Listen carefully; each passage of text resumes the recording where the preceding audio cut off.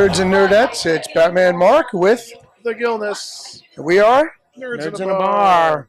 And we're here tonight at the Lark, and we're doing our new segment called Barrel Aged, where we show a comparison of the original figures that came out in a certain line against the more modern versions of the same figures, because they've been refined and barrel aged. Today, being that I am a huge Batman fan, that's why we call him Batman Marc. And that's exactly why we call me Batman Marc. I have put together an assortment of my personal collection. These are the original Mego Pocket Heroes that came out, and they made a couple of different versions of these actual figures. They even have them that have the bent legs. They use the same body type. They use some of the same arm molds and the same rubber heads.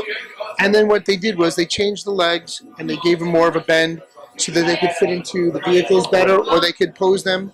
And they actually had a little bit of a twisting action to them. Yeah. Where these do twist, the head, the waist. So these have a little bit of multi-posability. It's basically that 5 point of articulation. That's 6 with this because you have the waist as well. Oh, right. Yeah, that's so this true. Was 6 points of articulation. This was like way ahead of its time. Absolutely. The minifigures from Mego were probably the originators of the 4-inch line. Yeah, sure. Of the the G.I. Joe series, which was in that 3 3/4 inch scale. Right. These came out a little before that. Yep. In the late 70s. That's true. Yep. What was the next evolution of those figures? So, it's funny because you talk about the evolution going from these being mid 70s to late 70s. You had the Toy Biz figures that came out that were smaller than the Hasbro original or Kenner figures, the original Kenner figures, which then became Hasbro. And those were like 5.5 inch. So I don't have them in this assortment because these figures all stay within that 3 3/4 inch to 4 inch range. So the next series to come out of that would be then the DC Superheroes 3 3/4 inch line that they came out with. Called like the Multiverse, yeah. Which was the Multiverse series. And so they did a blue costume Batman, of course, because of the more retro aspect of the, comic book and Adam West version, to the black version, which is basically the same figure exactly. Right, just kind of repainted. Just repainted, redecoed, if you will. Yep. So you have these two different figures.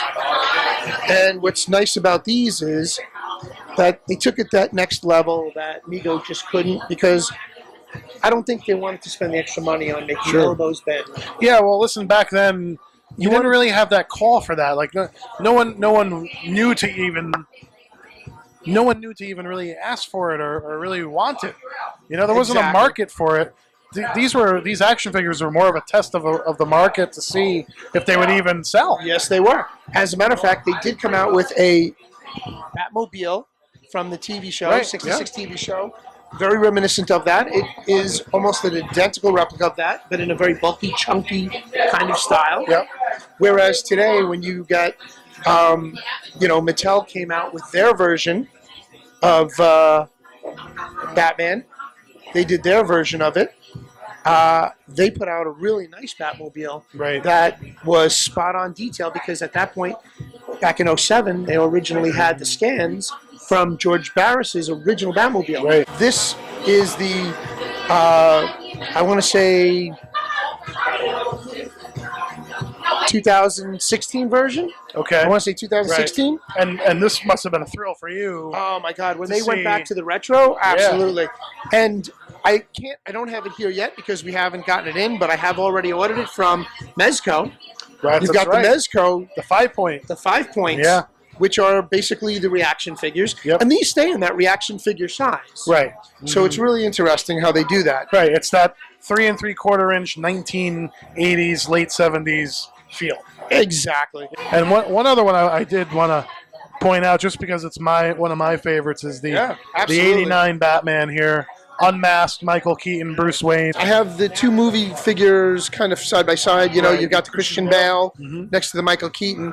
I don't think they've done a Val Kilmer or a George Clooney version. Why would they? No, sorry, ouch. I'm just being mean. Ouch, ouch. But I'm sure they will do a Pattinson version now that Spin Master has the license and has taken these figures and refined them to such a smooth transition. That's the transition from back in the 70s to the early 2000s and mid 2000s to today. They have really gone out of their way to make these figures not just playable because that's what kids want. Right. They've made them collectible for someone like myself who wants to get something in the smaller scale that just goes into a showcase very nicely. Right.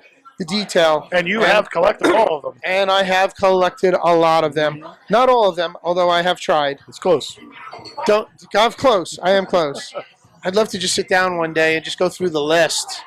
I can't even imagine. Anyway, one of the things that intrigued me was when the Multiverse came out with the Arkham Asylum Arkham Knight series in the assortment. Okay, so they did the Arkham figure, right? But the one that really tickled my fancy, because it is part of the video game series, they wound up creating a skin for the '66 Adam West version for the same gaming system. Right. And you had to buy something, or you won something, or you went online and ordered, and you got the new skin for the Adam West. Mixing old and new together. Absolutely. And not only that, but then they go forward into the future, and you've got Batman Beyond, which was called Batman of the Future in Europe. Yep. And you have 3 different skins for the same action figure video game, but now you have them in action figure form. Then you go forward to the newer series when they tried to release these very funky Batman figures assortments in more of a cartoon manga series. They had more chunky boots and hands. I mean, their hands are bigger than their face. Right. It's crazy. It was a stylized version, and they really went all out, and they did a whole series of them. So they even included, here you've got Red Robin, along with the Dick Grayson Nightwing figure, the regular Batman Bruce Wayne figure. They did do a Batman Beyond for this line as well. I do have it, just not with me tonight. Going back to the Arkham line, you have the Red Hood figure. And these are just characters you would never see ages ago. No, not at all. But then you go forward to the Azrael figure from the same Arkham series, you know, from the Multiverse in the 3 3/4-inch line. They've aged well over the years. They really have. All the way up to Spin Master, and they're 4-inch-ish figures. Well, they are 4-inch, and they are just multi-posable. They actually have the feature to do almost a mid-air split. Right. Shawn Michaels super kick. There you go. There you go. But and then the legs even turn out. The boots turn out. Right. They really did a phenomenal job. So from 6 points of articulation all the way up to pose them however you want. Yeah, I forgot how many they said. Was it 32 points of articulation? Gosh, I wouldn't even want to guess. I don't remember the exact. But the idea is it's gone from such limited, which we loved back in the day. Absolutely. To, oh my God, you can pose it any way you want. 100%. It's just incredible how from 6 points of articulation to, over 30 points of articulation on these. Yeah. The refinement on these as the Barrel Age series continues forward, they have just developed. They've aged very well. Yes, they've aged indeed. very well. They are barrel aged in the barrel. For Nerds in a Bar, I am Batman Marc. I am the Gilness. Have a good night, guys. Night, everybody.